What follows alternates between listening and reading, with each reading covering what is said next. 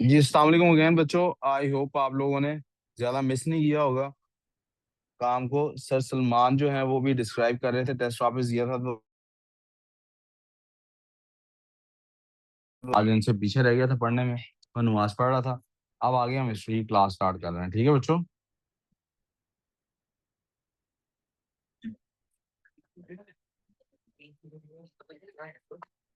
बिस्मिल्लाहिर्रहमानिर्रहीम। प्यारे बच्चों, यहाँ से आगे हमारा सेक्शन 1 कंप्लीट हो जाता है। जहाँ तक हम काम कर चुके, सेक्शन 1 बुनियादी तौर पे कंप्लीट हो चुका हमारा। लेकिन मुझे लग ऐसे रहा है कि जैसे सेक्शन 1 की प्रेपरेशन अभी तक कंप्लीट नहीं हुई। मुझे आप लोगों के टेस्ट के रिजल्ट से ऐसा नहीं फील आ रहा कि आप लोगों की प्रेपरेशन भी ठीक है। गो के मैं आज की क्लास में सेक्शन 2 स्टार्ट करा रहा हूँ, लेकिन आई एम सॉरी, मुझे अभी पढ़ाने को थोड़े दिन ब्रेक लगानी पड़ेगी। अगले 2 दिन यानी 1 ऑफ नवंबर, आज 28 है प्रिज्यूम, 29 और 30 को मैं पढ़ाऊंगा नहीं। पिछला ही रिवाइज कराऊंगा और रोजाना टेस्ट लूंगा। यानी कल भी टेस्ट होगा पाक स्टडीज का, परसों भी। टेस्ट कैसे होगा, मैं पहले पिछला पूरा पोर्शन दोबारा से डिस्क्राइब कर दूंगा। आप घर से याद करके आएंगे नोट से। आप घर से नोट से याद करके आएंगे। मैं इधर आपसे सवाल लूंगा, वो क्या बात समझ नहीं आई। अगर सर समझ आ गया, मैं सिर्फ रिव्यू कराऊंगा कि क्वेश्चन ऐसे आता है उसको कैसे डील करना है, जैसे सर सलमान ने भी आपके सामने किया भी। सो आज मैं आपको मजीद टेस्ट की तरफ ले जाऊंगा। 1 नवंबर से इंशाल्लाह हम ज्योग्राफी भी साथ स्टार्ट कर रहे हैं, ये भी जेहन में रखिएगा। 1 नवंबर से साथ ज्योग्राफी भी स्टार्ट हो रही। प्रिज्यूमेबली 1 नवंबर से ऐसा भी करेंगे कि सर सलमान अब आपके पास ऑफिशियली एज योर टीचर भी क्लास में इंडक्ट हो जाएंगे। यानी हिस्ट्री और ज्योग्राफी की क्लास भी वो लोग ज्यादा खुश ना हो, इसका ये मतलब नहीं है कि नरमी होगी, सख्ती सर सलमान मेरे से ज्यादा ही करते हैं। सर सलमान मेरे से आगे ही है, 2 हाथ कम भी हैं, पीछे नहीं है। हाँ, ये जरूर है कि आपको ये फील ना हो कि मैंने आप लोगों को छोड़ दिया है, तो उसके लिए मैं इधर ही हूँ, मैं साथ साथ हूँ। ठीक है, ऐसा भी होगा, क्लास में मैं बैठा भी होऊंगा साथ। ठीक है। तो बट आई वांट कि सर सलमान आगे अपने एक्सपर्टीज के मुताबिक साथ साथ क्लास लें, ठीक है जी। Officially pass studies and geography are his subjects. हमने पिछला पूरा साल एक अच्छी ग्राइंड से गुजारा है। सर सलमान को, sir Salman is far more proficient than myself to teach the subjects. तो वो इंशाल्लाह इसको आगे सेक्शन 2 से ऑनवर्ड वो इसको कैरी फॉरवर्ड करेंगे। जी। उमर कैसे आए हो? अच्छा ठीक है, बैठ जाओ।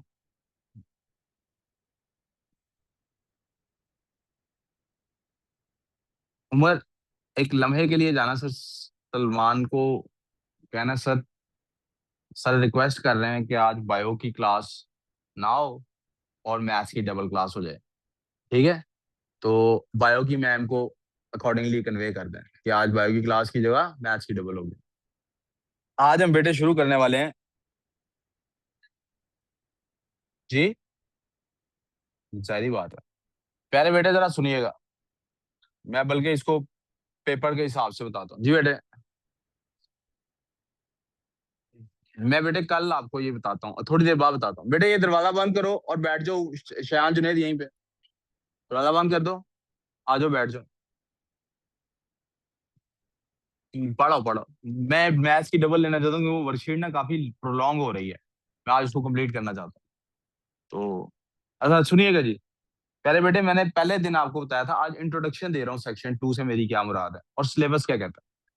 आपको याद होगा मैंने आपके साथ सिलेबस डिस्कस किया था। सिलेबस में मैंने कहा था, सिलेबस ने क्या किया है, इसको 3 हिस्सों में तकसीम कर दिया। सिलेबस ने इंपॉर्टेंट डेट रखी है 1857 की एक, और एक 1947 की। सिलेबस ने कहा है कि जनाब इससे पीछे आपका जो है वो सेक्शन 1। ठीक है बेटे, दिस इज सेक्शन 1। प्लीज इधर काम पे, क्या मसला? काम पे ध्यान दो ना यार, इधर देख। ये बेटे सिलेबस कहता है आपका सेक्शन 2 है, और सिलेबस कहता है इससे आगे सेक्शन 3। अब जरा गौरतलब बात यह है कि क्या सेक्शन 3 में इसके बाद आज तक की बात है? नहीं, सिलेबस कहता है यार आपने ना 1999 तक रहना। कहाँ तक रहना है? और पीछे क्या बहुत पीछे से चल रहा है? नहीं। कब आया था औरंगजेब? 1650। सिलेबस कहता है आपने 1657 से चलना है।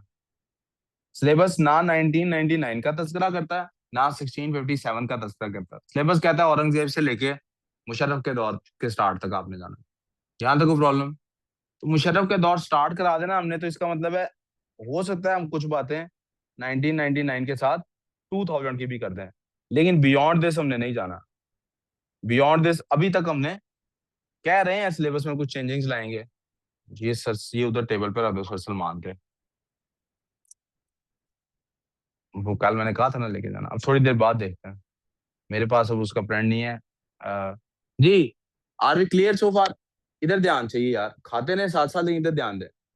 यहाँ तो कोई प्रॉब्लम? अब बेटे इससे बियॉन्ड पता क्यों नहीं जा रहे हैं? कह रहे हैं कि अगले सालों में सिलेबस चेंज करेंगे, क्योंकि इसके बाद एक बहुत बड़ा ड्रास्टिक चेंज आया था 9/11 का। उसके बाद पूरी दुनिया की पॉलिटिक्स पाकिस्तान समेत बदल जाती है। 9/11 तक हम नहीं जा रहे, ये 2001 का वाकया है and so on and so fourth, हम इससे पीछे पीछे ही। अब इसको देख के आप देखिए, क्या हमने सेक्शन 1 कंप्लीट नहीं कर लिया? अगर इसके हिसाब से मैं चलूं, क्या हम वर्ल्ड वॉर 1 तक पहुंच नहीं गए? Have we reach world war, sorry क्या हो गया मुझे, have we reach war of independence? पहुंच गया ना वॉर ऑफ इंडिपेंडेंस तक? एक मिनट, एक हाँ है जी, मुझे लगा पता नहीं मैं म्यूट ही ना हूँ कहीं। हम वॉर ऑफ इंडिपेंडेंस तक पहुंच गए ना। लेकिन सिलेबस ने ना एक और काम किया है, बड़ा अजीब सा काम किया है। सिलेबस ने क्या किया है, एक आदमी है जो इससे पहले पैदा होता है और इससे पहले से ही उसकी कोई जॉब शॉप स्टार्ट हो जाती है ब्रिटिश गवर्नमेंट के अंदर। इसको नीचे रख दो थोड़ी देर। और उसकी डेथ इसके बाद होती है। उसकी डेथ इसके, यार इधर ध्यान नहीं है यार, मुझे मसला है इससे, मैं क्यों बोल रहा हूँ फिर। उसकी डेथ इसके बाद होती है। अब आप सोच, और उसकी जो बातें हमने स्टडी करनी है उस शख्स की, वो भी 1857 के बाद की स्टडी करनी है, पहले की नहीं स्टडी करनी। लेकिन सिलेबस ने क्या किया है, सिलेबस ने ना उसको पकड़ के ना, सिलेबस कहता है इस बंदे को ना तुम सेक्शन 1 में ही डिस्कस करो। इस बंदे को कहाँ डिस्कस करो? उस बंदे का नाम है सर सैयद अहमद खान। तो ये हमारी आज की हेडिंग है, सर सैयद अहमद। कोई कंफ्यूजन? अब सर सैयद अहमद खान के बारे में हमने एक टॉपिक डिस्कस करना है। मैं इसको आम तौर पे नोटबुक में, यार आपस की बात का मतलब है ना कि ध्यान इधर नहीं है यार, ये मुझे मसला होता है इससे, वो मसला होता है मुझे, मैं इरिटेट होता हूँ इस बात से। सर सैयद अहमद खान की जिंदगी बुनियादी तौर पे 1857 के बाद वाली है जो हमने पढ़नी। लेकिन हमें कहा जाता है इसको सेक्शन 1 में रखो। हमारा टॉपिक अब सर सैयद अहमद खान। सर सैयद अहमद खान कौन है? मैं एक ब्रीफ सा इंट्रोडक्शन सर सैयद अहमद खान का आपको देना चाहता हूँ। लिखो भाई, सर सैयद अहमद खान की हेडिंग डाल ले और जरा नोट करें मैं क्या क्या बातें लिखा रहा हूँ। तो सैयद अहमद खान ये ना गवर्नमेंट का एक फेरो ही गल्ला। आप तीनों बाहर चले जाओ। क्या मसला अभी तुझे, क्यों की है? गवर्नमेंट का ना बेटे एक रिवाज है। गवर्नमेंट की जॉब जो होती है ना, इस जॉब में गवर्नमेंट ये कहती है कि आप लोग हर कोई इसके लिए एलिजिबल है। किसको दी जाए? मिसाल के तौर पे गवर्नमेंट कहती है कि एक जॉब है, टीचर की जॉब है, उसके लिए सब्जेक्ट में मास्टर्स किया होना चाहिए। अब आपको पता है, मास्टर्स किया हो आपने किसी सब्जेक्ट के अंदर और आप उसके टीचर लग जाएं किसी स्कूल के अंदर या किसी कॉलेज के अंदर, जब तक काम करेंगे तब तक तनख्वाह मिलेगी ना। छुट्टी करेंगे तनख्वाह कटेगी ना। लेट आएंगे तनख्वाह कटेगी ना। अगर आपका बॉस प्रिंसिपल आपसे खुश नहीं है, आपको जॉब से निकाल सकता है ना। आप किसी दिन मर गए हैं या आप बुढ़ापे की वजह से जॉब छोड़ देते हैं, आपको तनख्वाह मिलेगी। गवर्नमेंट लेकिन ये कहती है कि यार इस बंदे ने काम जो किया उसकी तो उसको तनख्वाह देंगे। इसने अपनी जिंदगी भी किसी और काम की बजाय हमें दे दी है, तो हम इसके मरने के बाद या इसके बुढ़ापे में जाने के बाद इसकी तनख्वाह नहीं रोकेंगे, हम इसको पेंशन देंगे। हम इसको क्या करेंगे? फिर अगर ये कभी लेट आता है या अगर कभी ये छुट्टी करता है, तो प्रिंसिपल इसको जॉब से नहीं निकाल सकता। प्रिंसिपल भी हमारा मुलाजिम है, ये प्रिंसिपल का मुलाजिम नहीं है, ये भी गवर्नमेंट का मुलाजिम है, प्रिंसिपल भी गवर्नमेंट का मुलाजिम है। प्रिंसिपल नहीं, तब हेडमास्टर कहते थे उसको। ये समझ आ रही बात? अब आप सोचें, टीचर को किसी का डर है? कोई इंक्वायरी खुलेगी, अदालत में केस जाएगा, जज ने कौन सा देखा है क्या नहीं, सच झूठ करो। इसलिए गवर्नमेंट की जॉब के लोग पीछे भागते हैं, चाहे वो पुलिस की जॉब हो, चाहे वो टीचिंग की जॉब हो, चाहे वो यहाँ तक के चपड़ासी की जॉब हो। मुझे याद है बचपन में मैं एक स्कूल में पढ़ता था। हमारे जो अरबिक के टीचर थे, इमेजिन करें, अरबिक पढ़ाते थे हमें। अरबिक में मास्टर्स किया हुआ था, एमए इस्लामियात भी थे। उन्होंने टीचिंग की जॉब पूरा साल हमें पढ़ाया। टीचिंग की जॉब जब छोड़ी है तो गवर्नमेंट की जॉब की है। पता है किस जॉब के लिए उन्होंने टीचिंग छोड़ी? वापडा में तब होते थे मीटर रीडर, आज भी होते हैं। आज सिर्फ पहले जाके सिर्फ कॉपी पेंसिल से रीडिंग लेते थे, अब तस्वीर भी खींचते हैं। मोबाइल दिया वापडा वालों ने। मीटर रीडर की क्या जॉब होती है? लेकिन उन्होंने ये काम क्यों, बाद में बेशक पछताते ही हूँ, ये काम क्यों किया? क्योंकि गवर्नमेंट की जॉब लग गई। अब गवर्नमेंट की जॉब लग गई है तो इस गवर्नमेंट के एक उसूल और भी है। अब देखिए एमए इस्लामिया तो बहुत सारे होंगे, किसको जॉब दी जाए? कैसे तय हो किसको जॉब मिले? तो गवर्नर फलक साहब, आपका ध्यान मेरी तरफ नहीं है, बाकी हर चीज की तरफ है। मेरी तरफ ध्यान देने आए हो ना, घर से क्यों आए हो? मुझसे मिलने आए हो कि केक खाने आए हो कैंटीन से? मुझसे मिल तो मुझसे मिलो ना यार, सिर्फ सुनो और कुछ ना करो। बेटे, गवर्नमेंट का तरीकाकार ये है कि जो भी जॉब होती है ना, गवर्नमेंट उसकी एड चलाती है, एड चला के टेस्ट लेंगे, टेस्ट में जिसका हाईएस्ट नंबर आ गया उसको जॉब दे देंगे। वो टेस्ट होता है, टेस्ट के साथ इंटरव्यू होता है एंड फोन एंड फिर जो गवर्नमेंट ने जॉब्स की कैटेगरीज बनाई थी, सीएसएस एक कैटेगरी है, सबसे हाईएस्ट जो जॉब हमारी होती है गवर्नमेंट की जिसमें टेस्ट के जरिए आप जा सकते हैं, वो सीएसएस की जॉब होती है। ठीक है। अब गवर्नमेंट की जॉब की आपको पता है, साल बाद तनख्वाह बढ़ेगी भी। बजट में आएगा, महंगाई जी 10% बढ़ गई है, तनख्वाह 15% बढ़ा दो। कई साल ऐसे आते हैं बिल्कुल ही डबल हो जाती है सैलरी, यानी आपकी सैलरी ₹1,00,000 चल रही है, अगले साल से 2 लाख हो जाएगी। किसी प्राइवेट इदारे में ऐसी इंक्रीमेंट नहीं लगेंगे। ये तरक्की नजर ये आता है, सच ये नहीं है। आपके इस उस्ताद ने हजारों गवर्नमेंट जॉब्स छोड़ी हैं इस काम के लिए, एक नहीं, हजारों छोड़ी। खैर, हजार एग्जैजरेशन होगी, कई दसियों जॉब्स छोड़ी हैं गवर्नमेंट की जॉब के लिए। कभी जिंदगी में अप्लाई नहीं किया, अल्लाह का शुक्र है। सिवाय एक दफा के, वो भी मैंने नहीं अप्लाई किया, मेरे एक दोस्त ने जबरदस्ती मेरे कागजात जमा करा दिए। और जिस दिन टेस्ट था, टेस्ट से पिछली रात को मुझे फोन करके कहता सुबह टेस्ट है, इकट्ठे जाना है, पहुंचना है तूने। तो मैं कहा अच्छा, मैं आ जाऊंगा। इस्लामाबाद टेस्ट दिया। टेस्ट 2 घंटे का था, 45 मिनट में टेस्ट उनको पकड़ा के मैं बाहर।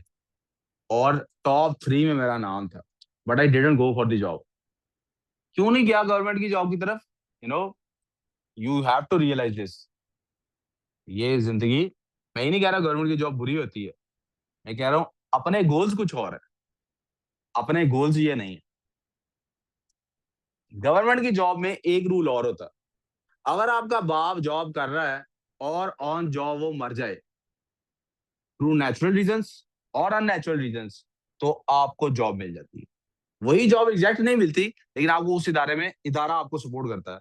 यूं हर इदारा बताता है कि हम आपको सपोर्ट करेंगे। आप फौज सिर्फ एक ऐसा इदारा है जो आपका बाप अगर शहीद हो जाए तो आपको फौज में नौकरी तो नहीं दे देता, लेकिन आपका खर्चा उठा लेता है, आपकी पढ़ाई का, आपके बाकी निजाम का। क्योंकि वहां पे फिजिकल, अब बच्चा ही आपका डिसेबल्ड हो तो उसको क्या, जो आप डिफरेंटली एबल्ड हो, जो मर्जी कह लें आप, तो उसका क्या, उसको जॉब, फौज की जॉब डिफरेंट है ना, तो उसको एंजॉय बच्चे को बाहर बहुत करा देते हैं। ठीक है। शुक्र करो अब्बा जिंदा है, अब्बा का जिंदा होना ज्यादा कीमती है। वो एक लतीफा है, वो ना एक ना जगह पे धमाका हो जाता है ना, तो उसका, एक औरत होती है, उसका शौहर वहीं जॉब करता होता है ना, तो बड़ी परेशान हो जाती है, टेंशन में भागती फिरती है। पता लगता है वो ना अस्पताल में, उसकी हड्डियां टूटी हुई हैं 5-7, और आखिरी सांसें काइंड ऑफ चल रही हैं। बड़ी उसकी खिदमत करती है, रोती पीटती है, सारा खानदान इकट्ठा हो जाता है। 2 दिन बाद डॉक्टर कहता है वो खतरे से बाहर, आप उससे मिल सकती हैं, जाती है। अल्लाह का शुक्र अदा कर रही होती है, आंसू बह रहे होते हैं, कहती शुक्र अल्लाह ने आपको हमें वापस दे दिया। ये वो, साथ ही टीवी लगा होता है अस्पताल में, उधर लिखा आ जाता है जो लोग इस धमाके में फौत हो गए उन सबको गवर्नमेंट 1-1 करोड़ रुपया देगी। कहती जाओ यार, आपसे मरा नहीं है। आपसे एक काम ही ठीक होता। कहती आज आप भी मर जाते तो हमें 1 करोड़ रुपया मिलता। बहरहाल जिंदा जिंदा ही होता है, जिंदा 1 करोड़ से ज्यादा कीमती होता है। ठीक है फलक, ठीक है। खैर, आपको ये बात पता लग गई। सर सैयद अहमद खान के अब्बा असल में गवर्नमेंट ऑफिशियल थे, उनके बाद ये जॉब उनको, कोई जॉब नहीं मिली, उनको गवर्नमेंट की जॉब मिल गई। तो मैं सबसे पहले बात आपके सामने लिख रहा हूँ, he was a bureaucrat. AC of कर दूं? थोड़ी देर सोएंगे, इसकी ऑफ कर दूं?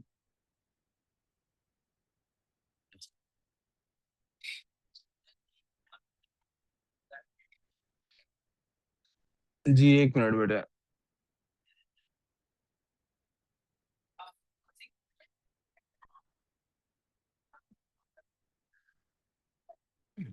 अच्छा जी, आगे सुने।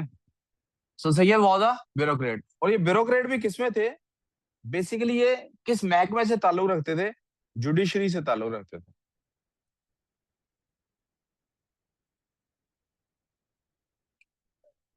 इनका ताल्लुक किससे था?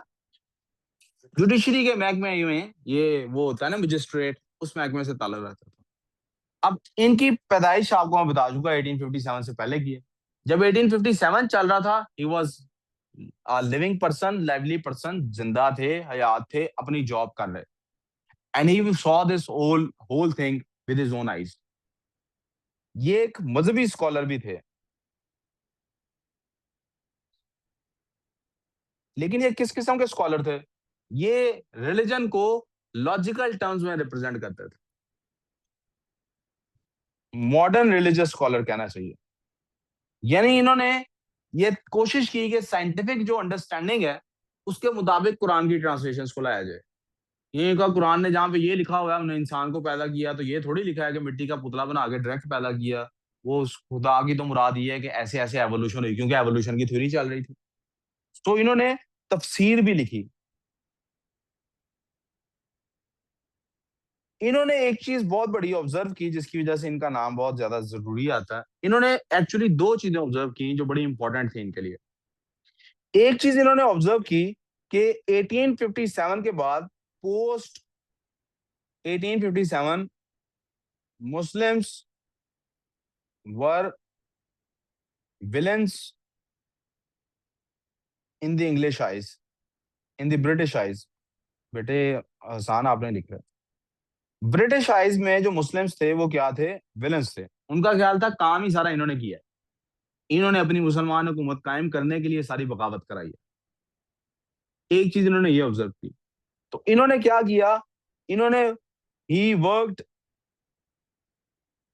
हार्ड टू चेंज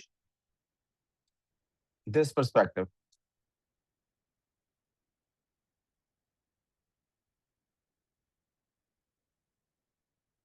गोरों के पास ये जॉब करते थे, तो गोरों को ये समझाने की कोशिश करते थे कि मुसलमान बुरे, मुसलमान तो बहुत अच्छे हैं। इस सिलसिले में इन्होंने कई किताबें लिखी, काफी तहरीकें चलाई। स्पेशली हम बुक्स का काफी जिक्र करेंगे। रोट मैनी बुक्स, इस सिलसिले में काफी किताबें लिख दी। दूसरी चीज जो इन्होंने ऑब्जर्व की वो क्या थी? Muslims are against modern education. जी बेटे। क्या? सॉरी बेटे, उमर ये फैन ऑन कर देना यार। मुस्लिम्स इन्होंने देखा कि मॉडर्न एजुकेशन के बहुत खिलाफ है। मुसलमानों का बेटे ये एक अलमिया रहा है, मुसलमानों ने किसी भी चीज को जब देखा है ना कि वो डिफरेंट है, चेंज्ड है, आम रूटीन से हटके है, मुसलमानों ने सबसे पहला काम ये किया है कि उसको हराम करार दिया। क्या करार दिया है? मिसाल के तौर पे, पैंट शर्ट का ड्रेस मुसलमानों ने पहली दफा देखा तो क्या कहा? ये क्या है? हराम। टाई पहली दफा देखी तो क्या कहा? ये क्या है? हराम। इन्होंने पहली दफा माइक देखा तो क्या कहा? ये क्या है? हराम। ट्रेन पहली दफा देखी तो क्या कहा? ये क्या है? एवरीथिंग इज हराम in their eyes, until after a little while कोई ये प्रूव कर दे, कोई ये तय कर दे कि हराम नहीं है, या इनकी जरूरत बन जाए। जैसे आपको पता है तस्वीर खींचना क्या होती है इस्लाम में? हमारे इस्लामिक स्कॉलर्स क्या कहते रहे हैं? तस्वीर खींचना क्या है? हराम। और अब और अब और अब रमजान में, रमजान ट्रांसमिशन में, इंतहाई प्यारे अंदाज से तैयार हुई हुई खातून के सामने बैठ के मूवी बनवाते हुए इस्लाम पे दर्स हो रहा होता। अब तस्वीर क्या हराम होनी थी? बेपर्दा औरत के साथ बैठ के कुछ गप्पियां भी जायज हो गई। सही नहीं मैं कह रहा? आवाज रहे। कौन सी रमजान ट्रांसमिशन है जिसमें कोई लड़की नहीं बैठी हुई होती और वो 30-40 हजार का मेकअप करके नहीं आई होती? तभी तो व्यूज आते हैं। हादी, ये अब्दुल्ला नाम क्या था सर? मैं रमजान ट्रांसमिशन देखता ही सारी है माम की वजह से। वालेकुम सलाम मैडम, क्या हाल है? मैडम आपने कहा था मैं पासवर्ड की क्लास में आया करूंगी। अच्छा कोई बात नहीं, टेस्ट तो देने ही देने हैं ना। आपको मेरी बात समझ आ रही है? वो ये अलमिया है मुसलमानों का, कि मुसलमानों का हलाल हराम इस बेसिस पे तय होता है। क्या हो गया बेटे? चीटिंग का मसला हो गया है तो फाद भाई को बुला लो हेल्प करने के लिए। मुसलमानों का अलमिया क्या है? जैसे हमारे देखे ना। अच्छा ये सिर्फ मुसलमानों का नहीं अलमिया, ये इंसानों का अलमिया है। हमारा कोई महकमा देख लें, हमारे पॉलिटिशियंस हैं, जिस चीज को पहले हलाल कह रहे होते हैं वही बाद में क्या हो जाती है? हराम। जिसको हराम कह रहे होते हैं वही क्या बन जाती है? पहले इमरान खान का साथ देना हराम था, अब इमरान खान के खिलाफ खड़े होना हराम हो गया। फिर एक और वक्त आया, इस इमरान खान के साथ देना हराम हो गया। पहले नवाज शरीफ गद्दार था, फिर मुहिब वतन हो गया, आगे जाके फिर गद्दार हो जाएगा। यही अलमिया हमारी स्टैब्लिशमेंट का है। कोई सर पे बैठ जाता है, फिर कोई पैरों के नीचे आ जाता है। यही अलमिया हमारी जुडिशरी का है। हमारे इस्लाम इसलिए ज्यादा तनकीद का हदफ बना है क्योंकि जो साइंटिफिक इनोवेशन जितनी भी हुई, बेटे इधर तवज्जो चाहिए यार। साइंटिफिक इनोवेशन जितनी भी हुई है, इस पे अक्सरियती मुसलमानों ने हराम का फतवा दिया। और ये सिर्फ मुसलमानों का अलमिया नहीं है, ये ईसाइयों का भी अलमिया रहा है। जब पहली दफा एक चर्च के पादरी ने कहा दुनिया गोल है और दुनिया सूरज के गिर्द घूमती है, सूरज दुनिया के गिर्द नहीं घूमता, उसको मौत की सजा मिली। उसको कहा जी तुम जब तक मर नहीं जाते अपने घर से बाहर नहीं निकलोगे। गलीलियो गलीली उसका नाम है, जिसके कंधे पे पांव रख के फिर न्यूटन ने ग्रेविटी डिस्कवर की। मुसलमानों में भी ऐसे ही हुआ, माइक था तो जनाब ये तो शैतान की आवाज है। अब सर सैयद ने देखा कि मुसलमान मॉडर्न एजुकेशन के बहुत चले, को एजुकेशन के खिलाफ होना एक ठीक है बात, ये यार इंसानों की क्या अजीब सी मंतकें हैं यार। अब आई होप आप लोग इस बात इतने बड़े हो गए हैं कि मेरे इस दुख को समझ सकेंगे। ये इंसानों की प्रॉब्लम है यार।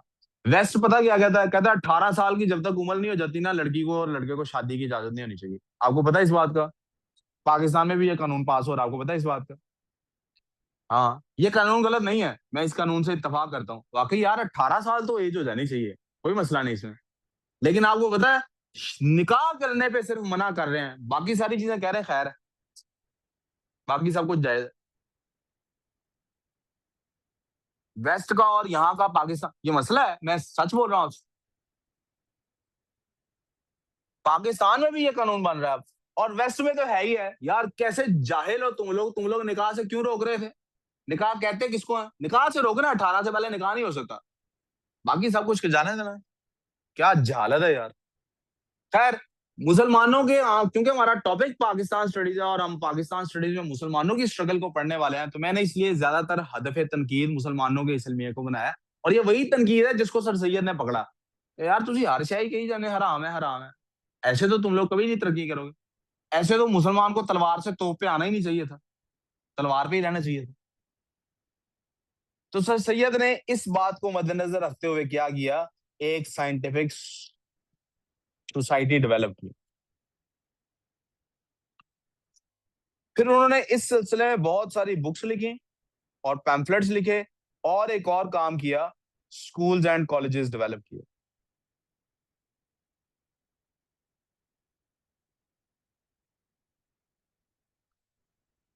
इनका एक बनाया हुआ कॉलेज ही आज इंडिया की one of the biggest universities में से एक यूनिवर्सिटी है। इनकी जिंदगी में नहीं वो यूनिवर्सिटी बना, लेकिन इनके मरने के बाद बन गया, and that is Aligarh university. Aligarh जगह का नाम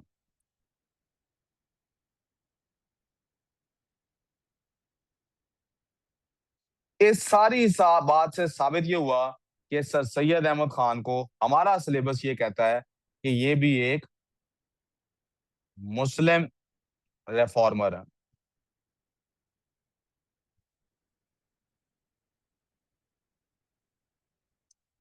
यहाँ तक को प्रॉब्लम सर, वो उर्दू की क्लास नहीं सुनाएंगे नहीं। Next is Pakistan studies. यहाँ तक समझ आ गई मेरी बात? ये क्लियर? मुस्लिम रिफॉर्मर्स में से ही एक रिफॉर्मर है। पहले जो रिफॉर्मर्स हम पढ़े थे पेपर में, अगर सवाल है जहन में रखना है, dates are very important when the years are mentioned. अगर उन्होंने कह दिया कि मुस्लिम रिफॉर्मर्स पे नोट लिखें, कौन से मुस्लिम रिफॉर्मर्स पे? जो 1857 से पहले के थे, तो आपने उन तीनों का नाम लिखना है जिनके बारे में मिस्टर सलमान ने थोड़ी देर पहले टेस्ट वापस देते हुए भी आपको डिस्क्राइब किया। लेकिन अगर उन्होंने बात की पोस्ट 1857 की, तो फिर किसका जिक्र होना है? सर सैयद अहमद खान। और सर सैयद अहमद खान की अचीवमेंट्स मैंने आपके सामने दो सूरतें बना दी। इन दो सूरतों में ही इनको हमने डिस्कस करना है। इनके ऊपर इस लेफ्ट वाले पोर्शन की वजह से, और थोड़ा सा राइट वाला भी इसमें आता है, एक एग्जाम भी लगा था जो आज तक लगता है कि basically sir Syed Ahmed Khan was a pro British person. Sir Syed Ahmed Khan क्या थे? Pro British. क्योंकि इन्होंने कुछ बातें ऐसी की थी कि जिन बातों में से एक बात ये थी कि यार अब आप लोग ये मान लो कि ब्रिटिश आ गए, अब 400-500 साल ब्रिटिश ही रहेंगे, इनके साथ चलने की कोशिश करो, इनको खुश रखो। तो दो चीजें मैं और इनके सामने, इनको एक डिस्क्रेडिट किया जाता है, एक इनके ऊपर इल्जाम लगता है, और एक चीज का इनको क्रेडिट दिया जाता है। मैं उन दोनों को भी यहाँ पे मेंशन करना चाहता हूँ। इल्जाम क्या लगता है इन पे? प्रो ब्रिटिश होने का। और इनको क्रेडिट क्या दिया जाता है, प्लीज वो भी सुन लीजिए। इनको क्रेडिट क्या दिया जाता है? क्रेडिट इनको दिया जाता है टू नेशन थ्योरी का। किसका क्रेडिट दिया जाता है? कि पहली दफा इन्होंने अंग्रेजों को यह एहसास दिलाया है कि मुसलमान, या मुसलमानों को यह एहसास दिलाया कि मुसलमान और हिंदू एक कौम नहीं है। मेरे पर्सनल व्यूज या मेरी personal understanding sir Syed Ahmed Khan के बारे में क्या है, उसका शायद थोड़ा बहुत इजहार मैं करता रहूंगा बीच में, लेकिन बुनियादी तौर पे सिलेबस इसको डील करेगा। यहाँ से लिखना शुरू किया तुमने? मतलब नीचे वाला पार्ट देखना है। एंड दैट्स इट फॉर पाक स्टडीज की क्लास। मैं यहाँ से आगे उर्दू की क्लास स्टार्ट करूंगा।